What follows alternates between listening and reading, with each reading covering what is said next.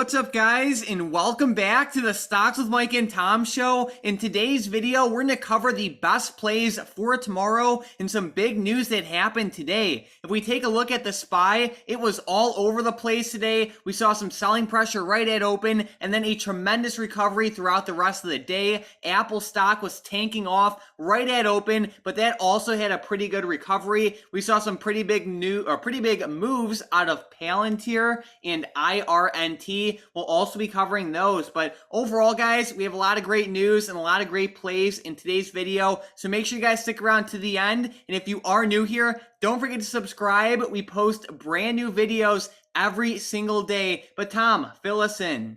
Yeah, the SPY was up and down all morning, but ended up recovering very nicely throughout the day, like you mentioned. And there was some really good technicals going on the SPY this morning. In pre-market, we hit highs right around 445.50, and then we ended up having about a double bottom there. We ended up breaking it at around 12:23 Eastern time or 11:23 Central time. Ended up breaking out and just moving all the way up to 448, which is a pretty big resistance up here on the SPY. So overall, the SPY had a pretty good recovery today and really broke out of these technicals pretty well, especially that resistance at 445.50. And I think the SPY really surprised a lot of people today. I think a lot of people were expecting more downwards movement, but man, we just continue to see stocks move up like Microsoft. We did see Apple move down initially, but they ended up recovering very nicely, like you said at the beginning.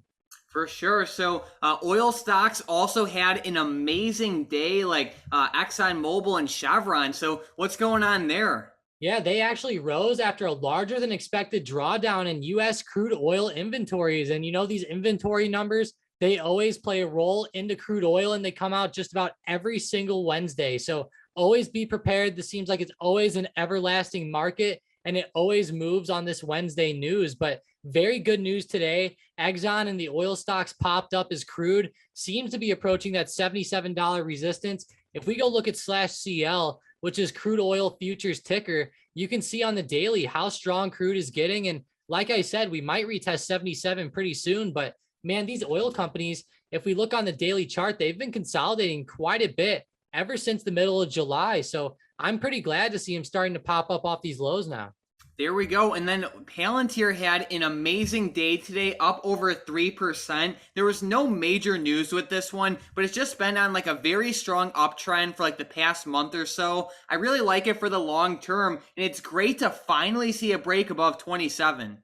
Yeah, that's amazing. You know, we've been waiting for that break for a few weeks now, and it got really volatile right around 27. We double bottomed around 25, and man, I'm glad to see it up. We've been waiting for this for a long time, and I know Hunter is going to be really happy about this one. There we go. So there's a little bit more resistance right around $27.50. But after that, there's no major resistance until around 30. So there's definitely a good opportunity with that one. And then IRNT had an amazing day today, up around 37%, closing near their highs. They are also running up in after hours. So that one did great. I know this one had a ton of hype behind it. And then also just it had a good earnings. So it's just kind of like a double whammy there, hype and earnings. Yeah, for sure. That's a huge move to the upside, and it's still running right now in after hours, hitting $33, almost up to 34. This move is insane. It had a pretty big move a couple weeks ago too. And man, this stock is just going absolutely crazy. I hope that it keeps going like this.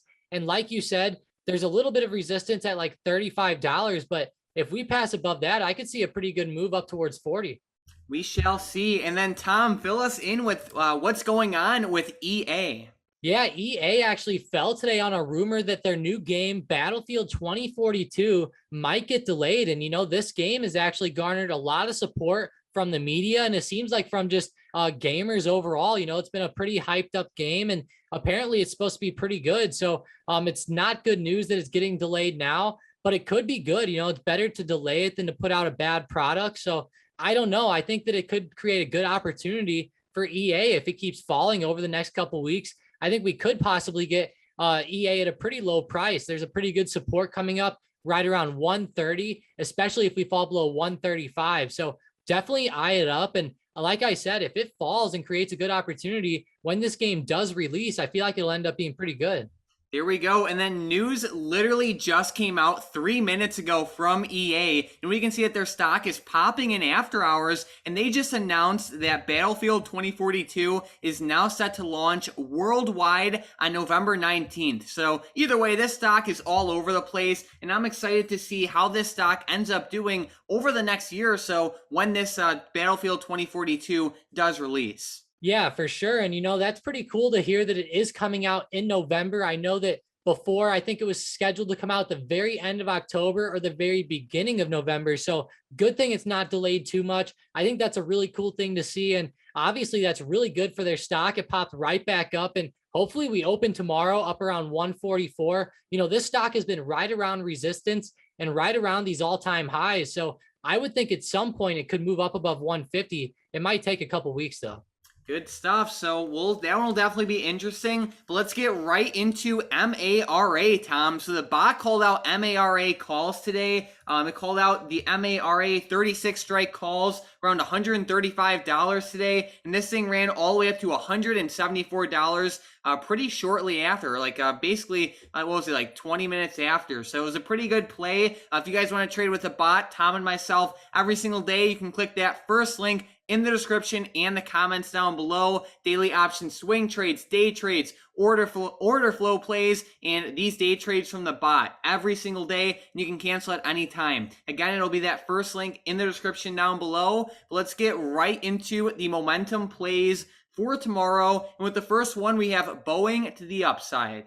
Yeah, for sure. Boeing's really hitting off that 210 support, bounced off there again this morning. Go ahead and make them break out up above 214.50 for tomorrow. All right, and with the next one, we have CCL also to the upside. Yep, Carnival, go ahead and make them break out above 23.20. All right, and with the last one, we have the powerhouse from today, Palantir. Yeah, Palantir, make them break out above their high of day at 27.15, and it looks like we're kind of triple topping up here, so that's going to be a big level. Love to hear it. So we are watching these 3 plays for potential day trades to the upside tomorrow. Basically, if they break above the levels Tom listed, we like them for just quick in and out day trades to the upside tomorrow. But let's get into today's member of the day, which is Market Watcher. So he had an awesome post in the Discord today.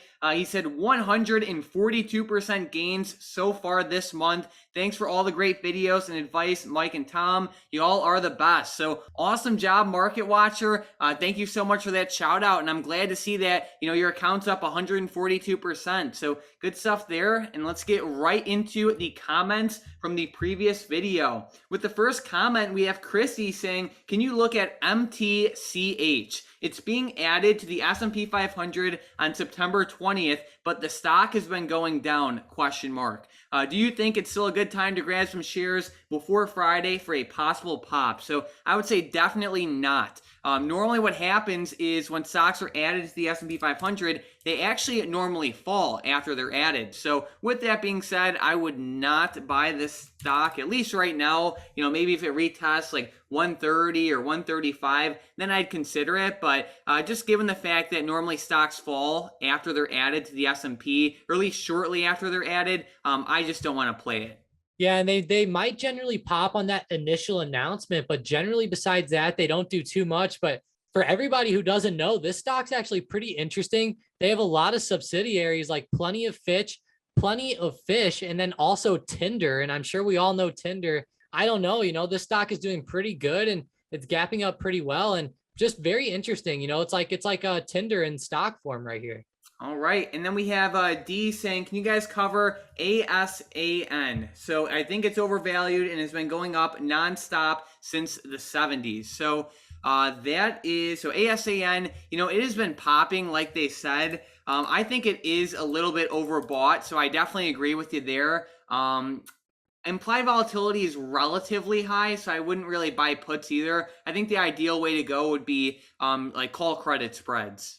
Yeah, that would definitely be the smart way to go here. I mean, we're just running up to all-time highs and we are getting pretty overextended. It can definitely continue for a couple more weeks or, for however long, but at some point, I think we'll see a pretty big pullback. And this is a pretty good run though. Like, man, if you would have gotten on this as it broke $80, it could have been a great play.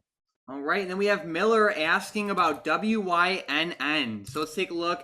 WYNN and LVS have been tanking. They had some bad news come out of China lately. I think they're going to be really good for some short put options and maybe even a dip buy for shares sometime soon. But calls will not be ideal right now because implied volatility is kind of skyrocketing. So I like it for like a short puts and then maybe a dip buy in shares. Hopefully if they can like touch 80. Yeah, I think that would be a really good way to go, especially with WYNN.